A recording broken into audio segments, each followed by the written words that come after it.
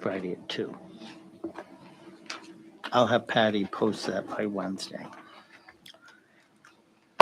This meeting of the State of Rhode Island Board of Elections will come to order. It is Tuesday, March 7th, 2023, and it is 2:04 p.m. Madam Secretary, to read the roll. Thank you, Madam Chair. Chairwoman Maderas. Here. Vice Chairman Pierce. Member Bettenker. Member DeSimone. Present. Member Johnson. Present. Member Scholes. Present. Member West. Present. Executive Director Robert Reposa. Present. Legal Counsel Rena Parkia. Present. Thank you, Madam Chair. Thank you, Madam Secretary. First item on today's agenda, the board may discuss and vote to approve the minutes of the meeting held on Tuesday, February 7th, 2023. Do we have a motion to approve the minutes? Moved by Mr. Scholes. Do we have a second? Second. Seconded by Mrs. Johnson. Any discussion?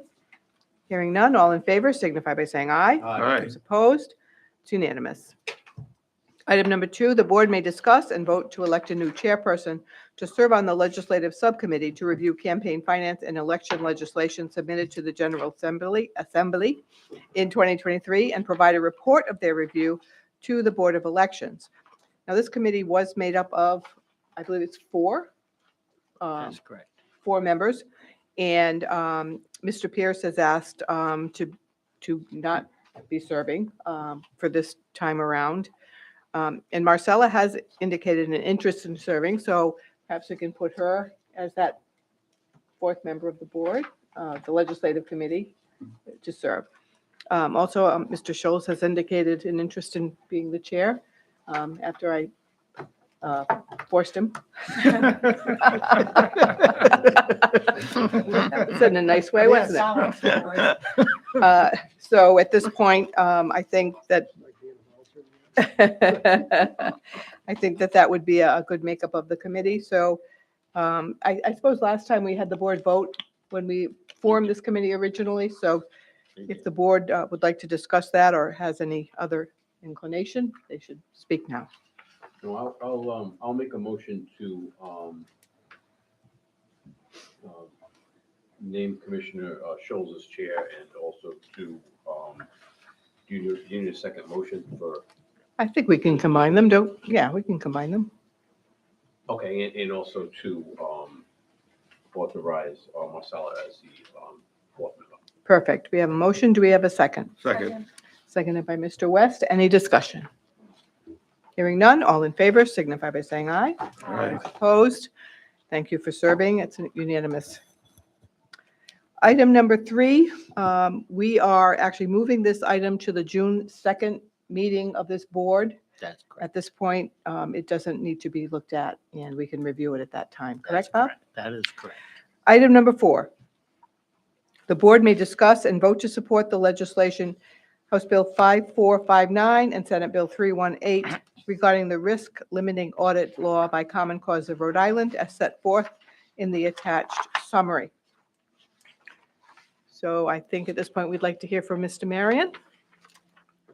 If you would, sir.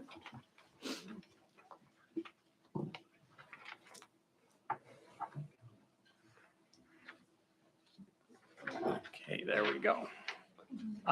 Every microphone in the state is different. House is different, the Senate different, you're different. So thank you for putting this on the agenda. You have the bill in your packet. The origins of this, for those who don't remember, are in 2017. The bill started moving that would require the state to do risk limiting audits. And I met with your staff and worked on some amendments. And then when I authored those amendments, I made a mistake and I used the term statewide in front of primary. And that means that the only primaries you can audit are for a statewide office. You can't audit for state office, which would be the General Assembly. So it's just an error on my part. And I've been trying to get it fixed every year since. At one point, I think it did go through the House of Representatives, but haven't gotten it through the Senate. It does obviously have sponsors in both chambers. So I'd love the board's support because eventually, at least my goal is that we start auditing more than just the top of the ticket.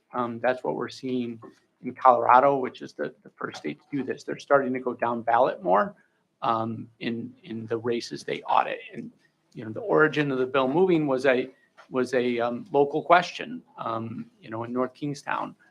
So we want to kind of work down ballot, and obviously the General Assembly races are important. Absolutely. Would you like to comment, Bob, before we take questions from the board? I also agree with John's deliverance and the addition of this. This was something that he and I did speak about in the past because it would give us more selections to select from when we conduct the audit. Board members have any discussion? Madam Mr. Chair, I know we discussed this a couple of times in the past, so Mhm. I mean, at this point, I would move that the board support House 5459 and Senate 318. Second. Mr. DeSimone makes a motion to support the bill, and Mr. Scholl seconds the motion. Do we have any discussion? Hearing none, all in favor signify by saying aye. Aye. Opposed? It's unanimous vote of the board. Thank you very much, Thank you. Ms. Marion. Item number 5, the board may discuss and vote on a designated representative from the Board of Elections for Senate Bill 046 regarding the Special Senate Commission to study non-plurality voting methods and runoff elections for General Assembly and General Officer primaries. Mr. Reposa, would you like to report? Good afternoon, board members. On January 30th, the Senate Legislative Bill S0046 was introduced. On January 31st, the Senate read and passed the legislation. The Senate resolution created a special Senate commission to study non-plurality voting methods and runoff elections for General Assembly and General Office primaries. The commission consists of 7 members appointed by the Senate President. I was appointed to be on the commission and received notification on February 8th. The commission shall report its findings and recommendations to the President of the Senate on or before October 31st, 2023, and the commission expires on December 31st, 2023. And let the record reflect that Ms. Bettenker is now present. Thank you. Go ahead, Bob. The first meeting of the Special Senate Commission to study the non-plurality voting methods and runoff elections for the General Assembly and General Office primaries was held on March 1st, 2023, and was attended by Deputy Director of Elections Miguel Nunez. As I was out of state, I had requested to the committee that Miguel go in my place, and that was granted. The commission chairperson, Senator Sam Zuria, outlined the goal of the commission to study alternative methods of electoral systems and compared them to the current electoral system in Rhode Island. The commission received a presentation by Kathy Placencia, the Director of Elections for the Rhode Island Department of State, on the current electoral system in the state of Rhode Island. Ms. Placencia outlined the role of the Secretary of State, the Board of Elections, and the Board of Canvassers in the conduct of elections process, including voter registration and campaign finance. The commission also received a report on the electoral systems in use around the United States from Professor Adam Myers of Providence College. Professor Myers discussed how all states use the majoritarian form of electoral systems, all of which fall under 2 distinct systems, plurality or absolute majority. Rhode Island currently utilizes the plurality system along with the vast majority of other states. The system only requires that the winners receive more votes than the other candidates. Under the absolute majority system, the winner must receive over 50% of the votes. Otherwise, a runoff election is required between the two highest vote getters. 8 states, most of them in the southern part of the country, require an absolute majority in the primary, but only plurality in the general election. 3 other states, California, Louisiana, and Washington State, use the California model, which requires a nonpartisan primary, where the top 2 vote getters advance to face each other in the general election, regardless of party affiliation. 1 state, Georgia, requires absolute majority in both the primary and general election. 1 state, Maine, uses ranked choice voting and is used in both the primary and the general election. After each presentation, the commission members were able to ask questions of the 2 presenters. At the conclusion of the meeting, Chairperson Zuria indicated that the intention is to hold at least 4 more meetings every 3 weeks on a Wednesday afternoon, starting at 5 p.m., schedule permitting. This concludes my presentation on the first meeting of the Rhode Island Senate Alternative Voting System Study Commission. I will report back to this board after meetings are conducted at subsequent meetings of the board. Thank you. Mr. Reposa, any questions of Bob at this point? Very thorough explanation. I think we'll await further reports, and we appreciate your serving. Thank you. Item number 6, the board may discuss and vote to support the legislation to be presented to the General Assembly by the staff of the Board of Elections as set forth in the attached legislative summary. And I think we're going to hear from Mr. Nunez You are. I have. and also from Mr. Reposa. I would like to, before Miguel gives you his thorough presentation on the items that have been identified, these are being brought before you due to the fact of the pending special federal election that we will be conducting at some point during 2023. I do want to just point out that the dates that are used in this presentation are for discussion purposes only, to show the importance of what is today compared to what we would like to see with your approval in the future. Understood. Thank you. Madam Chair. Yes. I just wanted to ask the question, number 5, agenda, item number 5 says the board may discuss and vote on a designated representative from the board.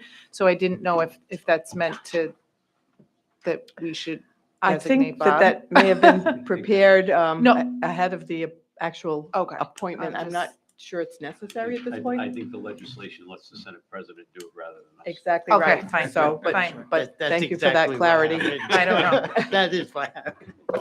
I mean, you're on, it, so we just didn't know if we He's needed to definitely make it on it, official. I yes. know. Thank you for that. Okay, we'll hear from you now, Miguel. Good afternoon, Madam Chair, members of the board.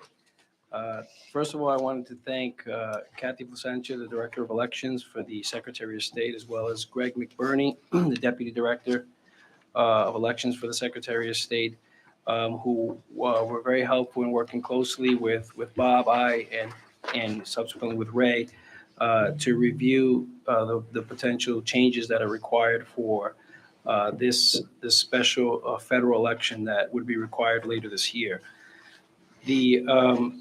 First, I wanted to cover the basis of why this legislation is being proposed, and to go through the changes individually in the 5 different statutes. The Military and Overseas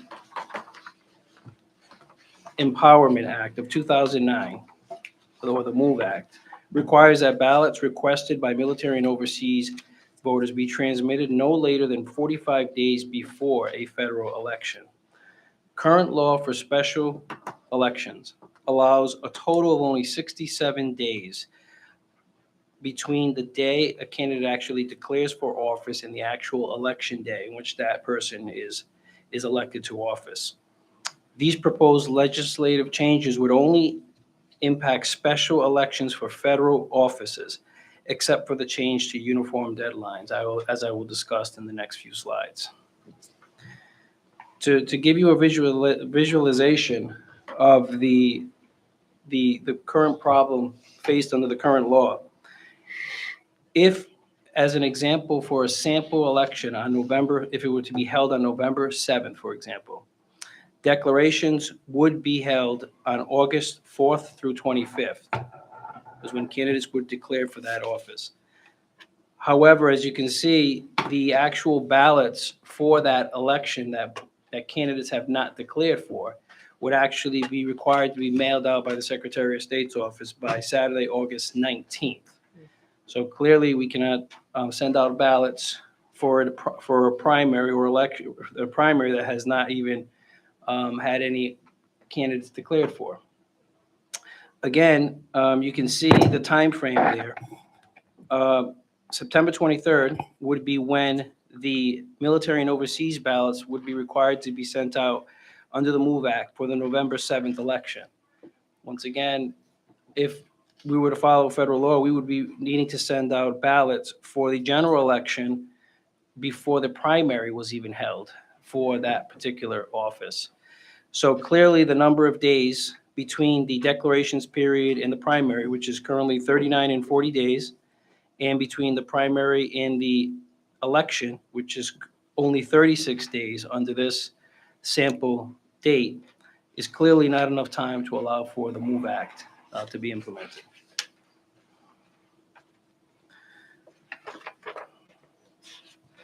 So with this, with these legislative changes, you can see here that the time frame between declarations and the primary has been extended to 67 and 68 days from the previous 39 and 40 days. That would allow military and overseas ballots to be mailed out by the Secretary of State on July 22nd, prior to the primary to be held on September 5th. Likewise, the primary would be held 64 days prior to the November 7th general election under this example, and that would allow enough time for the military and overseas ballots to be mailed out on September 23rd.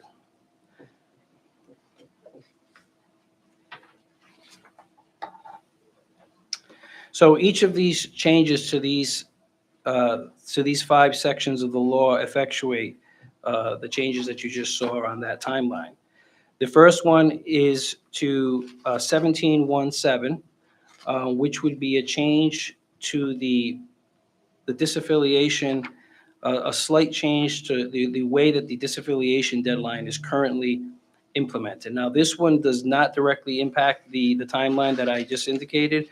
However, this request was made at the request of the Division of these Elections at the Secretary of State, which would essentially match the disaffiliation deadline with the voter registration deadline. As you know, several years ago, the General Assembly changed the statute to allow a person to disaffiliate a voter 30 days prior to an election or primary versus 90 days, as it was for many, many years. However, because that 30 days falls on a Sunday, then that means that it's actually the Monday, which is 29 days. Voter registration is exempted from this requirement because it's in the state constitution, and it is allowed to fall on the Sunday. So this change would bring the disaffiliation in line with the actual voter registration deadline, which, as you know, voter affiliation is part of the voter registration form.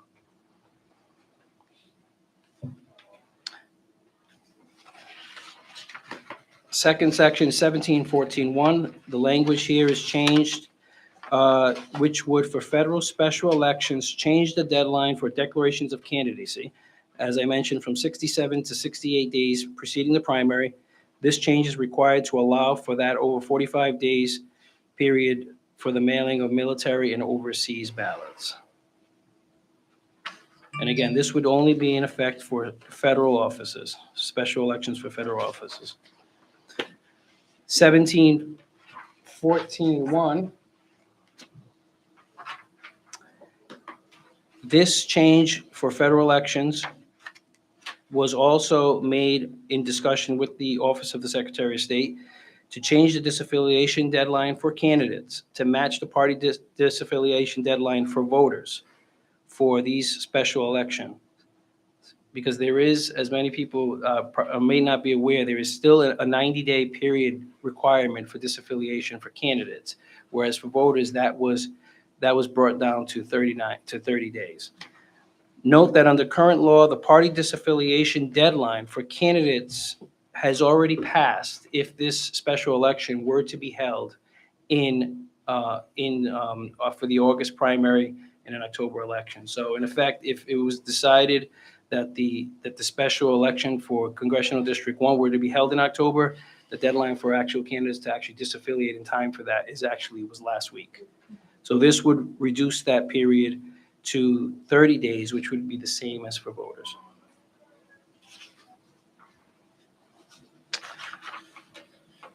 Seventeen 1.1, again, this change would also match that 30-day disaffiliation deadline for candidates as well as it is for voters.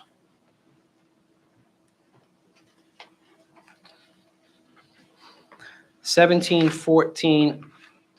11, this change would bring the deadline for submission of nomination papers in line with the new deadline for declaration of candidacy by bringing it to the 53rd day before the primary and special federal elections. This would allow candidates to have at least 10 days to collect the required 500 to 1,000 signatures that they would need in order to get on the ballot for a special federal election.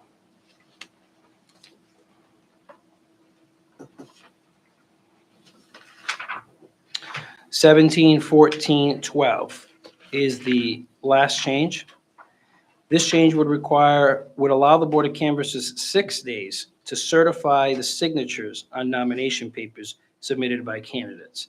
So the actual nomination papers are actually produced by the Secretary of State's Elections Division, and the actual certification of the signatures occurs at the local level by the local board. So this would allow them, all those local boards contained within Congressional District 1, to certify those signatures over that 6-day period. And I will note that does bring that in line with the traditional requirement that they have in the biennial election periods on even years.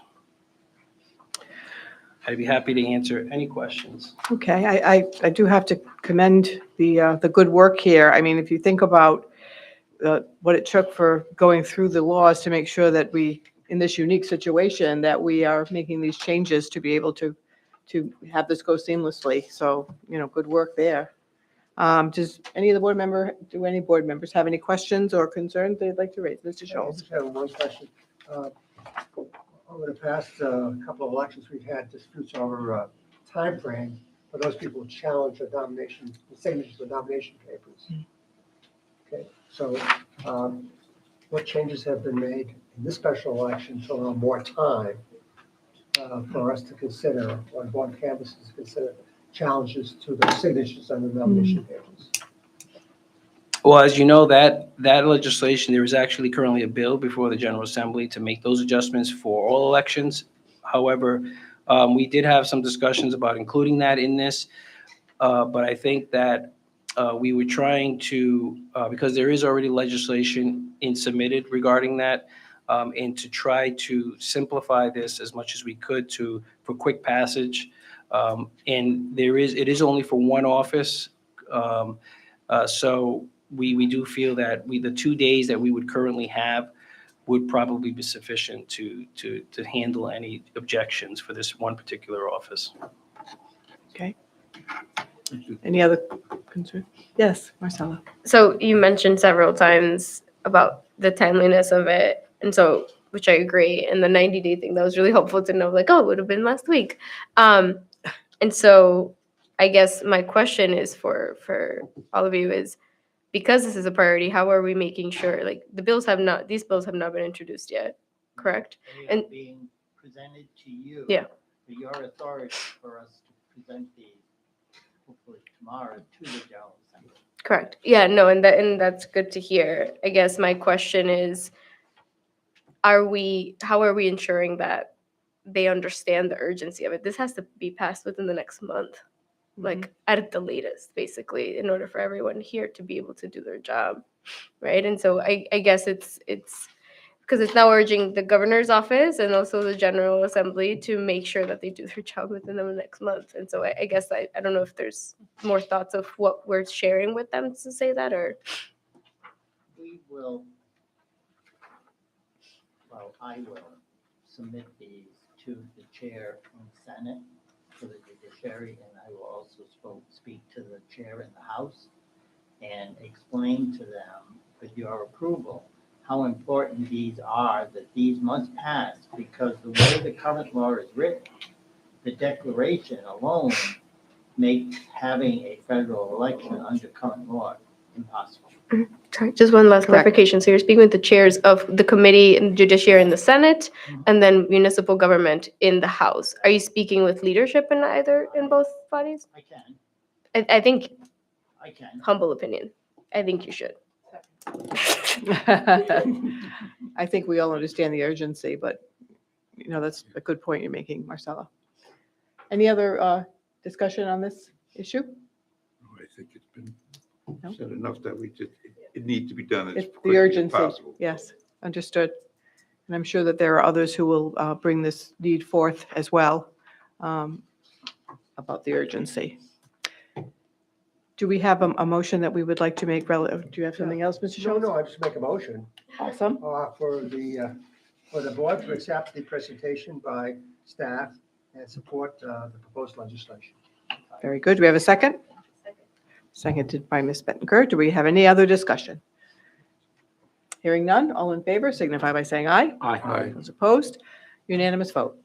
Thank you. Thank you, thank you. Those slides were very helpful, by the way. Good to visualize that.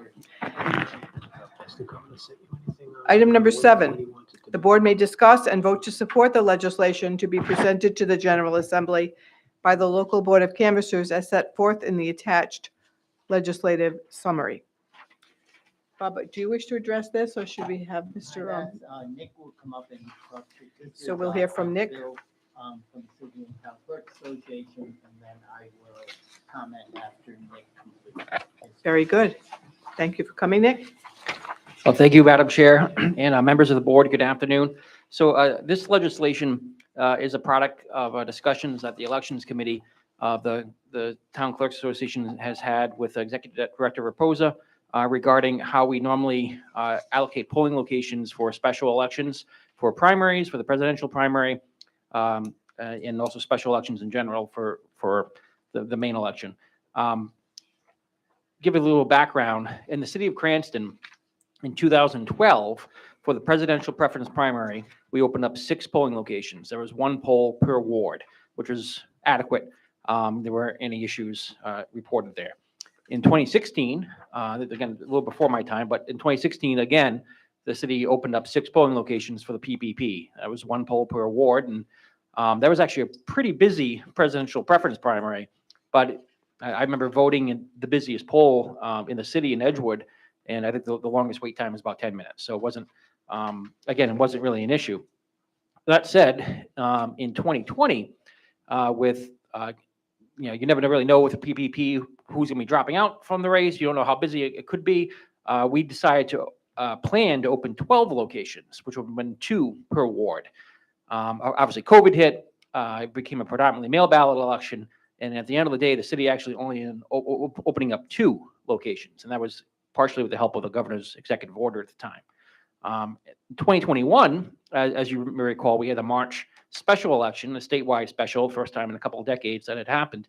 And in that particular election, again, the city opened up 3 polling locations. Coming up in 2024, we again have the PPP. And obviously, when we're planning and budgeting for these, the city has to pass its budget. Most municipalities have to pass their budget in the next several weeks.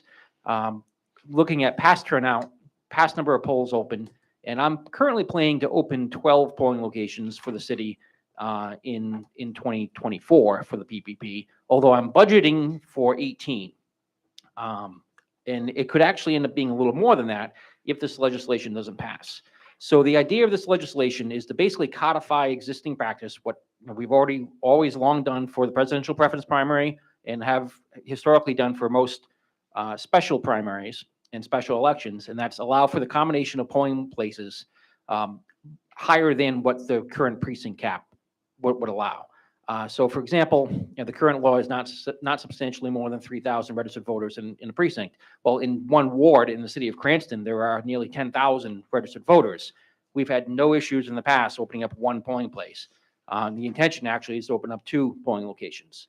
But unless we clarify the law to clarify that pretty standard past practice, we may actually have to open up as many as 20 polling locations for the PPP in 2024. If we were to have a special election, for example, if there were to be a citywide bond referendum for a school project, again, current law is a little unclear, and it doesn't explicitly allow us to combine polling locations in excess of the cap, even though that has been historically done. So in order to make sure that local boards of canvassers have this ability going forward, this bill makes it very clear in state law that when combined, it is not considered a voting district for the purposes of the precinct cap. But this bill actually does a couple of other things. So the first section of the bill, it adds a section requiring a unanimous vote by the Board of Canvassers prior to making any combinations. And that actually mirrors existing language already in state law, which allows boards to assign a polling location outside of the precinct boundaries. For example, when there's no poll available within the precinct. Obviously, if you're going to combine 2 precincts or more into one poll, for some of those voters, it's outside the precinct boundary, so it makes sense. It's concurrent with existing statute, which allows, which requires a unanimous vote of the board in order to proceed to do that. That exact same language, that's in 1711-1.1. The bill adds that exact same language to 1715-5, which is for primaries. And in this case, it would apply to special primaries and the presidential preference primary. Now, the original bill draft, the draft that was actually sent out with the agenda, also referred to regular primaries, so September primary. However, I talked with Executive Director Raposa. I've also talked with the bill sponsors, and this has not been introduced yet in the General Assembly. It's in the works. We're going to remove that portion from the draft, so it's not going to affect September primaries at all, the primaries for the regular general election. It would only affect special primaries and presidential preference primary. And the bill also does just a minor housekeeping item, and it clears up some out-of-date language from a special election in 2019 that was a one-off for the town of Bristol, and just deletes that from the statute for clarity. So that's the main effect and rationale behind this bill. Like I said, it's not to allow us to do anything differently than we've really done in the past. It's to codify existing practice, codify what local boards have long done when it comes to running special elections and special primaries. And that's what we're going to put in front of the legislature. We do have sponsors in both chambers. This has not been in this form to the Rhode Island Town City Clerks Association just yet. We have a quarterly meeting coming up in April, though I absolutely expect the association to support it then. I may already have a hearing at that point in the General Assembly for all I know. That's going to be my question. Does that have the support of all the local boards of canvassers? And you're saying that that's in the works? It is in the works, but the Elections Committee has discussed this bill, not this last minute revision, but removing the September primary portion. But obviously, the Elections Committee wants to see something passed to clarify in state law, because obviously, not only with the CD1 special election coming up this year, we all have our budgets that we're working on we have the PPP in mind for April of 2024, and this legislation clarifies that what we can do, what we've historically done for those elections. Understood. Mr. Raposa, do you have anything you'd like to add? I know that you've been working with Nick on this. I have, and Nick did a great job of explaining this. The primary part of this is it would not change the combinations for statewide primaries, which happen in September of the even years. As a member of the staff, we have always encouraged the local boards for statewide primaries to open all their polls to diminish confusion on the part of the voters where they have to go to one place in September for the primary, a different location for the election in November. But this bill does go the extra step for special elections, special primaries, and for the presidential preference primary that will allow the local towns and cities to combine, which is a benefit to them because historically the turnouts are low. I do remember a few years past, Richmond, I'll use them as an example, that is one of our smaller communities. I believe at one point had 200 or 300 voter turnout. Under the current law, they would have to open 2 polls. Under this proposed law, they would only have to open 1, which makes economic sense to conduct of the primary.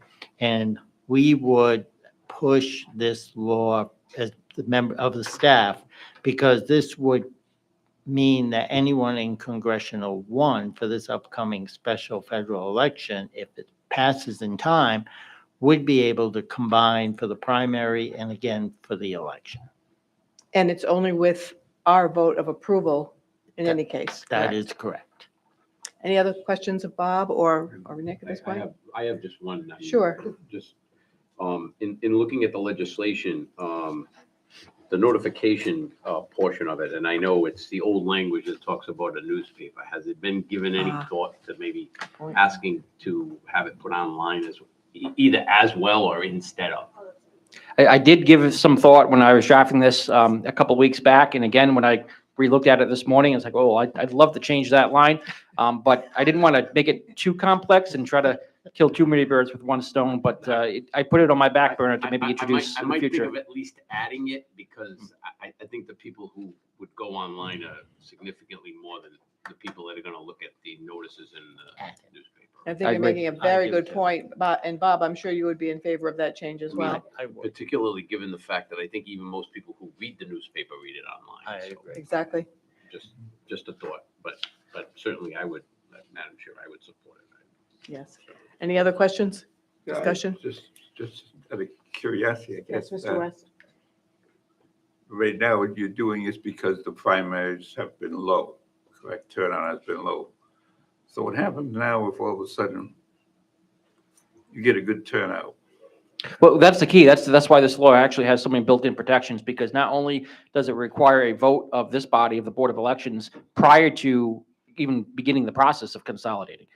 It also requires that unanimous vote with the Board of Canvassers. So there's a multi-tiered process there. You know, I, as an election director, would instigate that process at the very beginning, and we look at turnout numbers, we look at historical turnout. If we ever saw a primary with a 60% or 65% turnout, I think it would be very surprising, and I think we would have a pretty good indication of that would be coming before it would actually happen. Yes. I do also think the other thing you may want to mention in bringing this to the legislature is with the early vote now, I don't think you're going to see these polling places as crowded as they have been in the past, even in popular elections. It seems like we're going towards that early vote, even more so than the mail, as far as I can see. But That's correct. it's just a thought. Even for a general election, we have some polls that we open up now that have less than 100 voters come throughout the entire day. So. I believe it. Okay, what is the pleasure of the board with reference to this request? I'll move that we support this legislation. Second. Moved by Mrs. Johnson, seconded by Mr. DeSimone to support the legislation as proposed. Any other discussion? Hearing none, all in favor signify by saying aye. Aye. Those opposed? It's unanimous vote. Thank you so much. No further business. Do we have a motion to adjourn? Moved by Mr. Scholl, seconded by Mr. West. All in favor? Madam Aye. Chair, Yes, oh, I'm sorry. sorry, were you going to say something, Commissioner DeSimone? Oh, okay. Just a I'll see you comment. Friday. Just I'll just see a half your board comment. Friday anyway. I know, before we adjourn, all things legislation, I know we're going to be talking a lot imminently about that.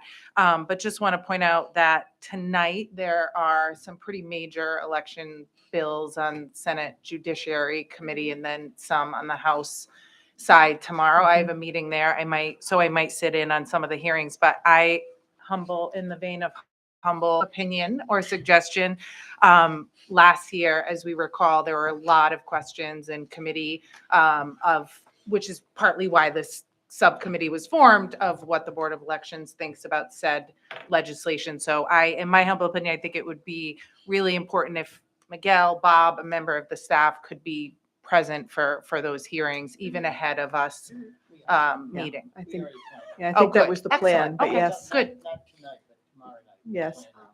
Okay.